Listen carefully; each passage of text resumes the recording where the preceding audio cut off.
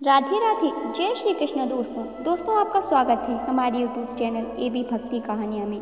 दोस्तों, हम अक्सर अपने आसपास ऐसे बहुत से लोगों को देखते हैं जो स्वभाव से बहुत अच्छे प्रतीत होते हैं, यानी कि सबकी मदद करते हैं और सबसे अच्छा व्यवहार रखते हैं।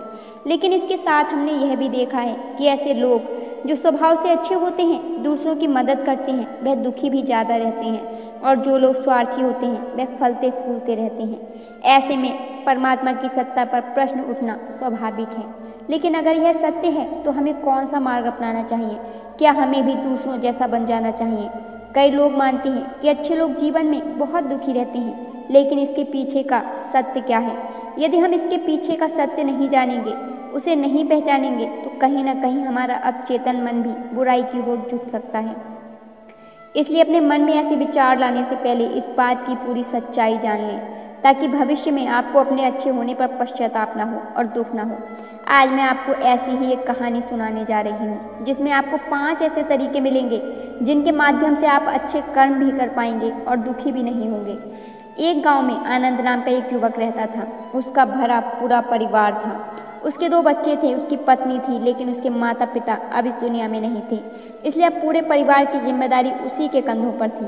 बच्चे अपनी पढ़ाई में लगे थे और उसकी पत्नी अपनी गृहस्थी के कामों के साथ साथ गाय, भैंस, बकरी का दूध बेचकर घर का खर्च चलाती थी। आनंद पहाड़ में पत्थर तोड़ने का काम करता था। यह बहुत मेहनत भरा काम था। वह पूरे दिन काम करता और रात को थककर घर लौटता, लेकिन इतनी मेहनत करने के बाद भी यदि गांव का कोई आदमी मदद के लिए बुलाता तो आनंद कभी इनकार नहीं करता था।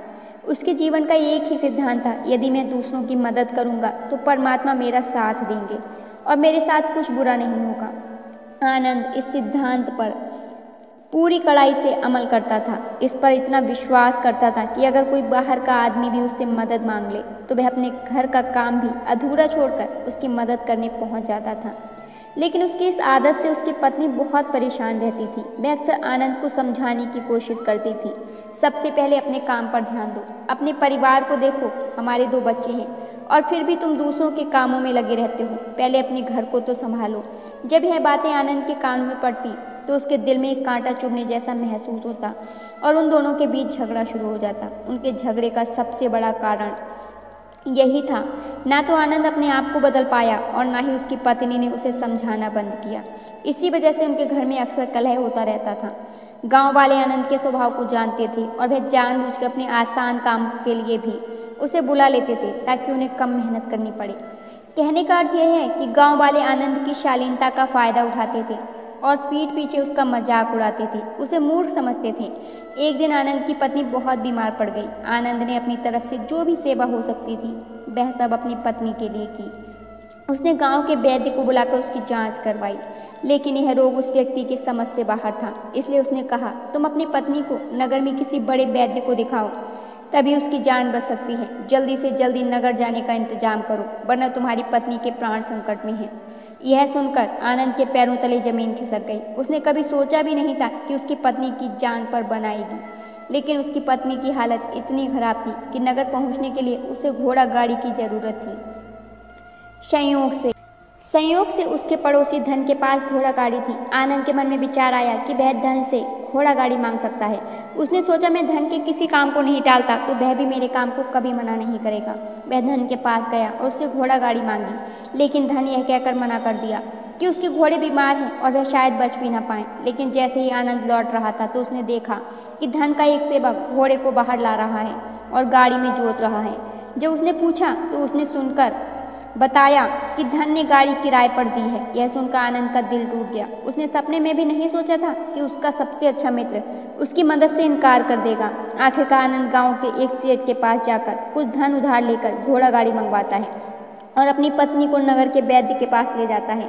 इस घटना ने उसे एक महत्वपूर्ण सबक सिखाया कि किसी की मदद करते वक्त उसकी नीयत और उसकी अपनी प्राथमिकताएं समझना जरूरी है, ताकि आप अच्छे कर्म करते हुए भी दुखी न रहें। जब उसकी पत्नी का इलाज चल रहा था तो वह सोच रहा था कि एक दिन वह था जब धन बीमार था, वैद्य जी के पास था, तो वह पूरी रात उसके लिए बैठा रहा, उसकी देखरेख की थी। आनंद ने इतने दिनों तक धन की देखभाल की थी, उसकी सेवा की थी। कैसा दुर्भाग्य है, इसके लिए मैं इतना कुछ किया, उसने मुझे घोड़ा गाड़ी देने से मना कर दिया। और वह भी तब जब मेरी पत्नी जिंदगी और मौत से जूझ रही थी। कुछ देर बाद वैद्य बाहर आकर आनंद को एक बहुत बुरी खबर देते हैं। आनंद को बताते हैं कि उसकी पत्नी को कर्क रोग हो गया है और उसका कोई भी इलाज नहीं है। उसके पास अब कुछ समय ही शेष बचा है। यह सुनकर आनंद दुखी होकर वहीं जमीन पर बैठ गया। उसकी पूरी दुनिया उजड़ने लगी थी और उसे कोई रास्ता नजर नहीं आ रहा था। कुछ समय बाद उसकी पत्नी चल बसी और अब दोनों बच्चों की जिम्मेदारी उसके कंधों पर आ गई थी। लेकिन यहाँ पर आनंद के सारे सिद्धांत टूट चुके थे। उसके सारे भ्रम खत्म हो चुके थे। अब उसके दिमाग में एक ही बात थी कि अच्छे कर्म करने से परमात्मा साथ नहीं देते, बल्कि बुरे लोग फलते फूलते हैं और इसका सबसे बड़ा गवाह मैं स्वयं हूँ। यह विचार अक्सर उसके दिमाग में चलते रहते थे और इसी वजह से उसका मन धीरे धीरे संसार से विरक्त हो गया।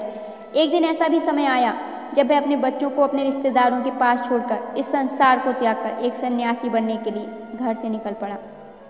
उसने गांव में किसी को कुछ नहीं बताया और ना ही किसी को पता चला कि आनंद अचानक कहाँ गायब हो गया। सन्यासी की दीक्षा लेने के लिए वह एक संत के पास पहुँचता है। संत उस समय ध्यान में बैठे हुए थे। ध्यान से बाहर आने के बाद वह बड़े ध्यान से आनंद के चेहरे को देखते हैं और उसे सन्यासी बनने का कारण पूछते हैं। इस पर आनंद अपने पूरी आपबीती उन्हें सुना देता है और कहता है, हे महात्मा, इस दुनिया से मुझे कुछ भी हासिल नहीं हुआ। मेरा मन इस दुनिया से विरक्त हो चुका है। जब अपने दोस्तों ने ही मेरा साथ नहीं दिया तो इस दुनिया में सिर्फ रहने का क्या फ़ायदा। इसी वजह से मैं सन्यासी बनना चाहता हूँ। यह सुनने के बाद संत ने उपदेश देना शुरू किया। उन्होंने कहा, याद रखना बेटा, जीवन से विरक्त होकर सन्यासी बनना तुम्हें परम सुख तक कभी नहीं पहुँचा सकता, परम आनंद तक नहीं ले जा सकता। तुम संसार से अपने मन पर एक बोझ लेकर विरक्त हुए हो। तुम दुनिया से परमात्मा की खोज करने के लिए विरक्त नहीं हुए हो। इस भ्रम में कभी मत रहना कि तुम संसार से विरक्त हुए हो, क्योंकि संसार ने तुम्हें धोखा दिया है, ऐसा तुम्हें लगता है। इसी कारण से तुम परमात्मा पर कभी विश्वास नहीं कर पाओगे और ना ही उन पर अपनी पूर्ण आस्था बना पाओगे। सन्यासी होने का भी तुम पूरा लाभ नहीं उठा पाओगे। सन्यासी होने का लाभ तब मिलता है जब हमारी प्रभु परमेश्वर और परमात्मा में पूर्ण आस्था बन जाती है। मैं तुमसे पूछता हूँ, क्या तुम्हारी आस्था परमात्मा में है? यह सुनकर आनंद कहता है, महात्मा, मैं तो दुनिया देख कर आया हूँ कि जो बुरे कर्म करता है वह फलता फूलता है और जो अच्छा काम करता है उसे परमात्मा दुख ही देता है। इसीलिए मैं परमात्मा पर अपनी पूर्ण आस्था कैसे बना सकता हूँ? यह सुनकर संत ने कहा, यही तो मैं तुम्हें समझाना चाहता हूँ। सोचो, तुम सारी ऊर्जा सन्यासी जीवन में लगा दो और उसके बाद भी तुम्हें फल प्राप्त ना हो तो तुम्हें कैसा लगेगा? इसीलिए किसी भी मदद करने के लिए मैं तुम्हें 5 सिद्धांत बताता हूँ। इन 5 सिद्धांतों को समझकर संसार में वापस लौटो और एक गृहस्थ जीवन जियो। उसके बाद ही सच्चा सन्यासी जीवन का उदय होता है। जब हम अपने गृहस्थ जीवन को पूर्ण रूप से समझ लेते हैं और अपनी जिम्मेदारियों का निर्वाह कर लेते हैं, यह कहकर संत ने कहना शुरू किया, जब भी तुम किसी की सहायता करो तो उसमें सबसे पहला सिद्धांत यह है कि किसी की मदद करते वक्त कभी भी उससे कोई उम्मीद मत रखना। यह मत सोचना कि आज मैंने उसकी सहायता की है तो कल वह भी मेरी सहायता करेगा। अगर तुम ऐसा सोचोगे तो तुम्हें जीवन में दुखों का सामना करना ही पड़ेगा, क्योंकि एक नहीं तो दूसरा या दूसरा नहीं तो तीसरा कोई ना कोई तुम्हारी उम्मीद जरूर तोड़ेगा। वास्तव में वह मदद या सहायता नहीं होती। हम निर्भरता से नहीं बल्कि बदले की भावना से मदद करते हैं। हम यह सोचकर सहायता करते हैं कि इसका लाभ हमें भविष्य में मिलेगा और यही लालच हमें अक्सर उन लोगों की मदद करने पर विवश करता है जो किसी न किसी रूप में धनवान होते हैं, क्योंकि हमें लगता है कि कल यह व्यक्ति हमें धन के रूप में मदद कर सकता है, इसलिए उस व्यक्ति को वास्तविक मदद की आवश्यकता हो सकती है जो वह गरीब हो सकता है। लेकिन हमारा मन अपने लालच के वशीभूत होकर उसकी सहायता नहीं करता। इसलिए किसी की मदद और सहायता करने के अपने विचार को विस्तार दो। केवल एक प्रकार के वर्ग के लिए अपनी सहायता या अपनी मदद पेश मत करना, वह सबके लिए समान होनी चाहिए। जरा सोचो, एक तरफ तुम्हारा मित्र है और जिसके पास धन संपत्ति है और दूसरी तरफ कोई गरीब औरत है जो भूखी बैठी हुई है। दूसरी बात जो ध्यान में रखने की है, हमारा लालच कभी उसके साथ नहीं जुड़ना चाहिए। अक्सर जब हम किसी की मदद करते हैं तो हमारा लालच और हमारा स्वार्थ उससे जुड़ा होता है।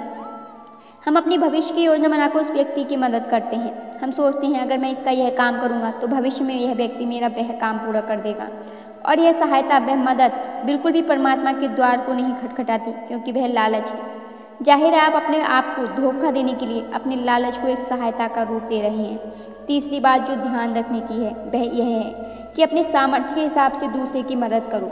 कभी भी एक गृहस्थ व्यक्ति को किसी की इतनी सहायता नहीं करनी चाहिए जिससे कि उसका परिवार और उसके बच्चे कष्ट में जीवन बिताएं। सबसे पहले फ़र्ज हमारा होता है अपने परिवार को सुखी रखना, उनकी ज़रूरतें पूरी करना और उसके बाद दूसरों की मदद करना आता है। लेकिन कुछ लोग दूसरों की मदद पहले करते हैं और अपने परिवार को कम तवज्जो देते हैं, जिससे परिवार में लड़ाई झगड़े पनपते रहते हैं। यह सब अपने आसपास समाज में देखते रहते हैं। अगली बात जो ध्यान में रखने की होती है वह यह है कि अपना कर्म, अपनी जिम्मेदारियां पहले निभानी होती हैं। हम अपना कर्म, अपना काम छोड़कर पहले दूसरों की मदद करने के लिए चले जाते हैं और जब दूसरा बदले में हमारी मदद नहीं करता तो हमारा दिल दुखी हो जाता है। हम सोचते हैं मैंने तो अपना काम छोड़कर उस व्यक्ति की मदद की थी और वह मेरी मदद ही नहीं कर रहा है, इसलिए अपना कर्म सर्वोपरि है। क्योंकि इसी कार्य को करने के लिए दुनिया में हमारा जन्म हुआ है। और सबसे आखिर में जो बात समझने की है वह यह है कि परमात्मा की मर्जी से ही सब कुछ होता है। हमारा कर्तव्य है अपने कर्म को करते जाना। करनी धरनी तो ऊपर वाले के हाथ में है, इसलिए जो कुछ भी होता है उसे ऊपर वाले पर छोड़ दो। अगर तुम्हें कोई धोखा भी देता है तो यह समझ कर चलो कि वह सब ऊपर वाले की मर्जी से ही हो रहा है। यह मानकर चलो कि मैं करता नहीं हूँ, मैं तो केवल एक माध्यम हूँ। करवाने वाला तो वही है, उसके सामने किसकी मर्जी चलती है। जब यह आस्था और यह विश्वास हमारे मन में पनपने लगता है तो हमारी सारी शिकायतें दूर हो जाती हैं। क्योंकि इस दुनिया में जो भी होता है अच्छे के लिए होता है, जो भी हो रहा है अच्छे के लिए हो रहा है और जो भी होगा अच्छा ही होगा। हमारी बुद्धि आज इस सिद्धांत को न समझ पाए, लेकिन जीवन में कभी न कभी किसी न किसी मोड़ पर आपको जरूर यह एहसास होगा कि जो हुआ था वह अच्छे के लिए ही हुआ था। इसलिए सारी शिकायतें दूर कर दो और बस अपना कर्म करते जाओ। अपने गृहस्थ जीवन को पूरी तरह जियो और उसके बाद ही सन्यासी जीवन की नींव बनती है।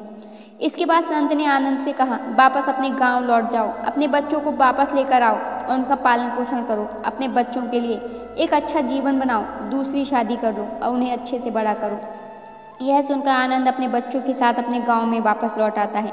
गांव में किसी को यह खबर नहीं थी कि आनंद कहाँ गया था और वह क्या ज्ञान लेकर वापस लौटा है। लेकिन अगले दिन सुबह सुबह गांव वालों ने आनंद के चेहरे पर एक अलग ही चमक, एक अलग ही आभा देखी। अगर अकेलापन है तो उसे एक वरदान समझो, क्योंकि परमात्मा ने तुम्हें खुद में सुधार लाने का अधिक समय दे दिया है।